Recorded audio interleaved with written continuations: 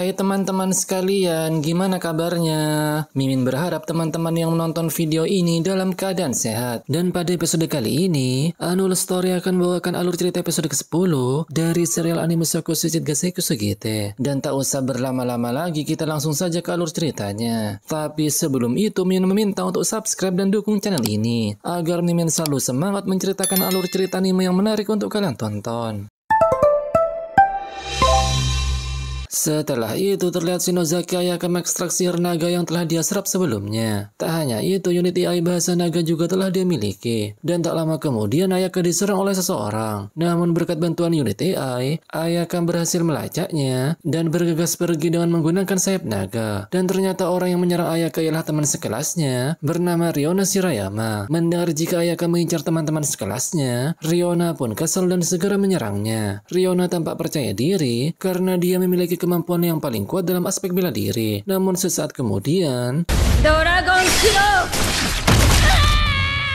Setelah berhasil menyerang Riona dengan cakar naga, Ayaka merasa jika teman-teman di kelasnya hanyalah keroco. Namun ternyata kekuatan para murid telah dibatasi oleh para bangsawan. Mendengar hal itu, Ayaka pun pergi dan mengajak Riona bertarung kembali saat segelnya telah lenyap. Di sisi lain, terlihat Lute dan Hanakawa telah sampai di lantai 1. Namun tak lama kemudian mereka bertemu seorang wanita yang sedang melamun sendirian. Dan ternyata wanita itu ialah orang yang dimaksud Lute.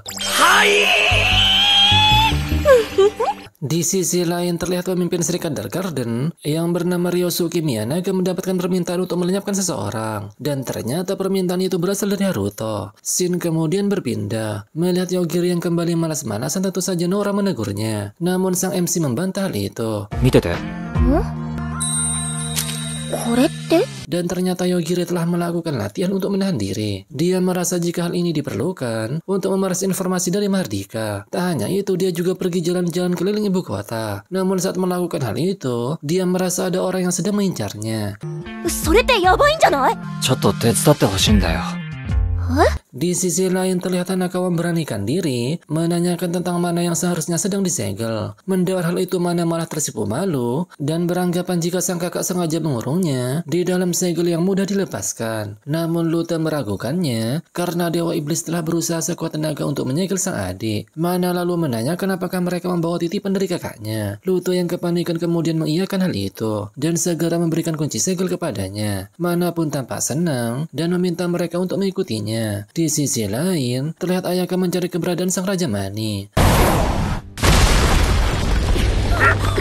Karena diserang secara tiba-tiba, tentu saja sang raja merasa panik. Setelah itu Ayaka memberitahukan jika segel yang membatasi berkah telah menghalanginya. Oleh karena itu dia bermaksud melepaskan segel tersebut. Dan sesaat kemudian, Dragon Scale, Dragon Fund.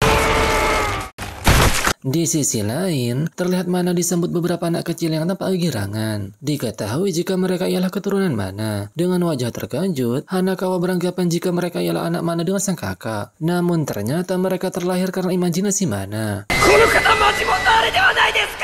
Di sisi lain terlihat Ayaka kembali menemui Riona dan memberitahukan jika sang raja telah meninggal. Dia pun kembali mengajak Riona untuk bertarung karena segel yang membatasi kekuatannya telah terlepas. Tanpa pikir panjang, Riona menerima tantangan itu. Dan sesaat kemudian,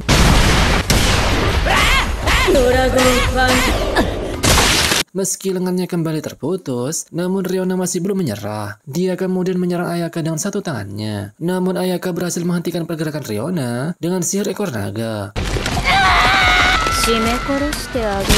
Di sisi lain, terlihat Nora menyanggupi permintaan Yogiri untuk menemaninya keliling ibu kota. Yogiri meminta hal itu karena dia ingin mengidentifikasi pelaku dengan memanfaatkan penglihatan Nora yang sangat tajam. Melihat ekspresi Nora, Yogiri pun merasa jika dia sedang bad mood. Mendengar hal itu, Nora lalu membantahnya. Dan saat Yogiri mengabaikan suasana hatinya, Nora pun tampak kesal karena Yogiri tak menanyakan hal itu. Dan ternyata, Nora telah menemukan rekomendasi restoran saat makan siang kali ini. Di sisi lain terlihat seorang penembak jitu dipaksa menembak Takato Yogiri oleh seorang loli berbaju merah. Awalnya penembak jitu menolak permintaan loli tersebut. Namun karena terus-terusan disiksa, jadi dia pun melakukannya. Setelah rencana itu gagal, Loli itu kemudian mengganti targetnya dan akan menembak Nora. Di sisi lain, terlihat Nora merasa kesal karena Ayaka telah menghancurkan restoran tersebut. Dan tak lama kemudian, melihat Yogiri yang mengetahui keberadaannya, tentu saja Ryosuke merasa terkejut. Bersamaan dengan itu, terlihat Mokomoko muncul dan memberitahukan jika dia telah mengamankan lokasi memancar sinyal milik musuh. Karena sudah ketahuan, Ryosuke pun panik dan segera pergi menggunakan helikopter. Namun sesaat kemudian, Ryosuke yang masih bisa berdiri mencoba untuk melarikan diri. Beruntung Yogiri datang dan mengancam akan menghabisinya jika melakukan hal itu. Bersamaan dengan itu, terlihat Mokomoko telah menghabisi roh yang telah menyerangnya. Melihat bawahannya telah dikalahkan, Ryosuke pun nampak terkejut karena roh peri yang ditugaskan untuk menyerang mereka telah meninggal. Terlebih lagi dia adalah sosok yang berdiri di puncak dan memerintah semua peri. Dengan penuh kebanggaan, Mokomoko memberitahukan jika dalam pertarungan roh, tak ada seorang pun yang bisa mengalahkannya. Dan yang lebih mengejutkannya, Mokomoko juga berhasil menghabisi Raja Peri. Melihat hal itu, Ryosuke pun merasa kesal dan kembali menyerang mereka. Namun secara tiba-tiba, merasa terdesak, Ryosuke kemudian memanggil Ratu Neraka bernama Yama. Meski musuh kali ini terlihat sangat kuat, namun semua itu percuma di hadapan Alpha Omega. Karena sesaat kemudian,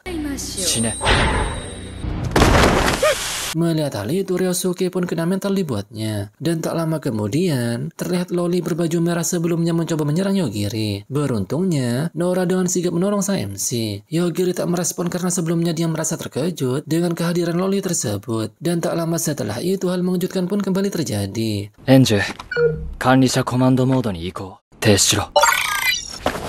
Melihat apa yang terjadi barusan, tentu saja Nora mempertanyakannya. Yogiri berjanji akan menjelaskannya nanti jika urusannya telah selesai. Dia lalu menyuruh Ryosuke untuk menceritakan semua kepadanya. Di sisi lain, terlihat Haruto masih meragukan kemampuan Yogiri yang tak terkalahkan, karena berpikir jika dia merupakan tipe yang santai dan jarang menunjukkan ekspresi. Shin kemudian berpindah ke tempat mana. Mendengar jika Luto meminta maaf karena telah membawanya ke tempat ini, Hanakawa pun nampak terkejut setelah mendengar hal itu. Meski Luto dan tulusnya minta maaf, namun Hanakawa mintanya untuk berhenti karena dirasa telah mengumpulkan tanda-tanda kematian. Luto lalu memberikan kunci segel itu kepada Hanakawa. Dia juga memberitahukan jika siapapun yang memiliki benda ini akan menjadi perwakilan majikannya. Itu artinya mana pasti tidak akan melenyapkannya. Luto juga berkata jika dia cukup senang saat berkelana dengan Hanakawa.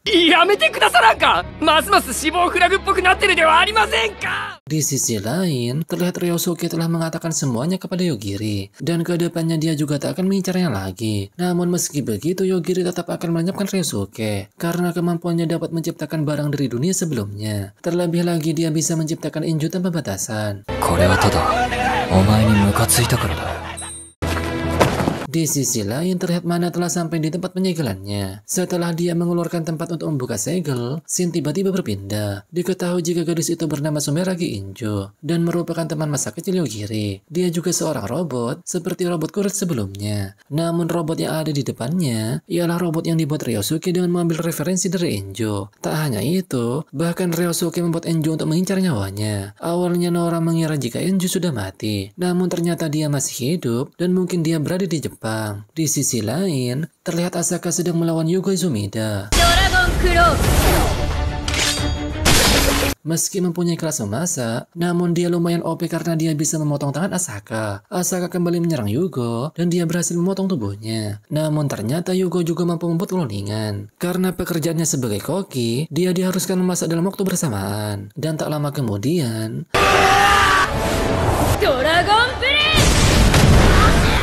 dari kejauhan tampak Nora dan Yogiri sedang melihat Ayaka yang berhasil mengalahkan Yugo. Setelah itu, terlihat suara Akino memberitahukan kepada rekan-rekannya jika mereka hanya tersisa 18 orang, karena 8 orang lainnya telah meninggal di tangan Ayaka. Mendengar hal itu, tentu saja murid yang lainnya merasa panik. Akino juga beranggapan jika alasan terbesar mereka diserang karena sedang berada seorang diri. Tak hanya itu, mereka juga mendapatkan perintah untuk mundur dari kerajaan, meski misi kali ini berasal dari Mahardika. Namun meski begitu, Akino tetap akan membereskan misinya dan meminta semua murid untuk pergi ke dunia bawah.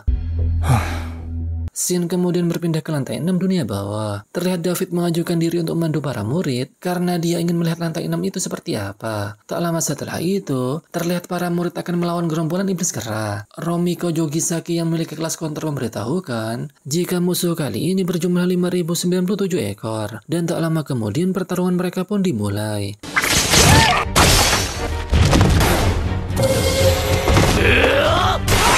Di sisi lain terlihat Luta memberitahukan jika Dewa Iblis alias kakaknya Mana telah meninggal. Mendengar hal itu, Mana pun berkata jika Dewa Iblis tak akan mati apapun yang terjadi. Hanakawa yang panik memberitahukan jika Luta ingin menggunakan kekuatan Mana untuk balas dendam. Mana pun menyetujui hal itu, namun dia harus melakukan sesuatu. Dan secara tiba-tiba, dan ternyata Mana berencana melahirkan sang kakak dengan menggunakan kandungan DNA yang ada di tangan Luta. Melihat hal itu, Hanakawa kemudian meminta Mana untuk mengampuni Luta. Mana pun setuju, tapi dia harus melepaskan segelnya terlebih dahulu.